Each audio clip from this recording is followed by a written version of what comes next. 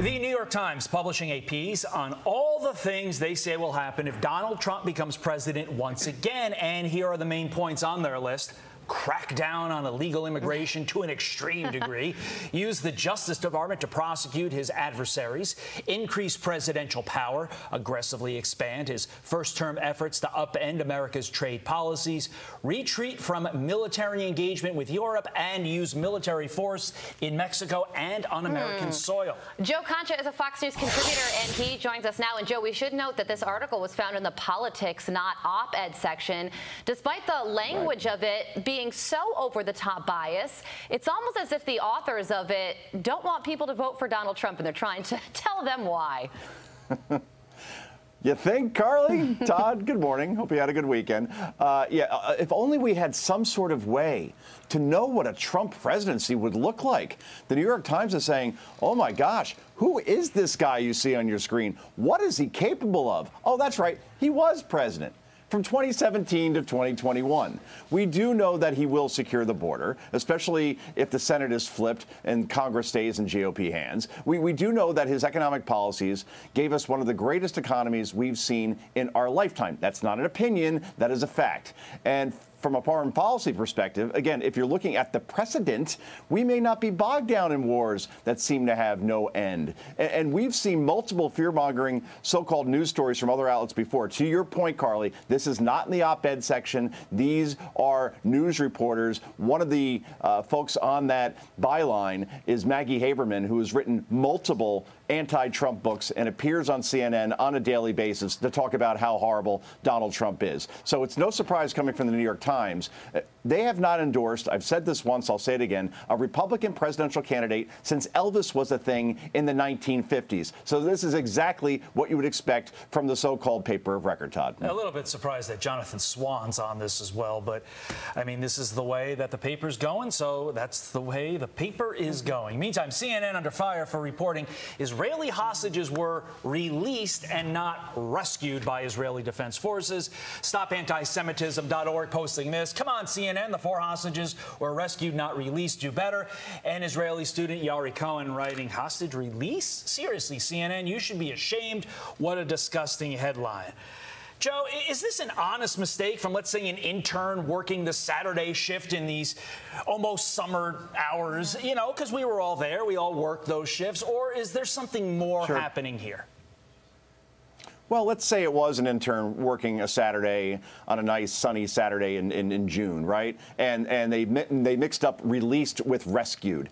From there, I would think, and you see the Chiron, that's the headline on your screen right now, well, it could have been corrected in all the hours since, on all the Sunday talk shows that CNN had. Somebody could have gone on the air and said, obviously, they were rescued, lives were lost in that rescue, and they weren't released by Hamas. So CNN very easily can correct this. They can still do it today. I have a feeling we're not going to see that correction because this is who this network is at this point. Yeah, it was incredible news that those 4 hostages were rescued, including that girl Noah, who became sort of the face of this horrific October 7th attack, and one soldier, like you mentioned, did die during the rescue effort. They were absolutely not released.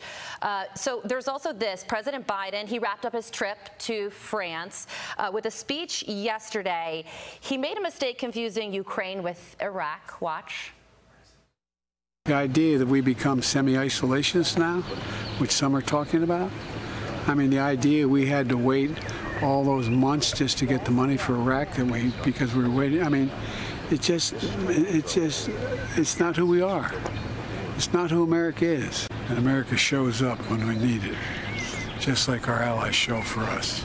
And the White House transcript, Joe, they fixed the Biden gaffe. They crossed out the word Iraq in it.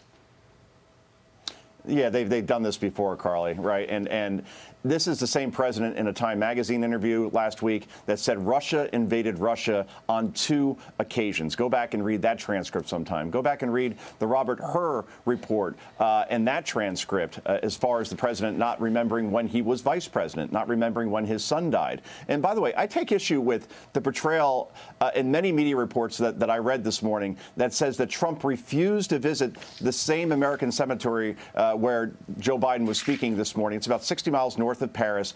Obviously, it honors those who were lost in World War I. And this is according to an AP report in 2018. The determination to ground Marine One, the president's helicopter, due to bad weather is made by the Marine Corps and the White House Military Office, which then presents the recommendation to the White House in collaboration with the Secret Service, according to a Secret Service official. So I keep seeing reports that Trump didn't want to go there in 2018. He couldn't go there because he was told by his own people that the weather didn't allow it for a helicopter to be flown in those conditions. So I just want to get that on the record, by the way. But overall, this is who Joe Biden is at this point. You take him out of a teleprompter, and it's a cleanup on aisle 5, 17, and 24.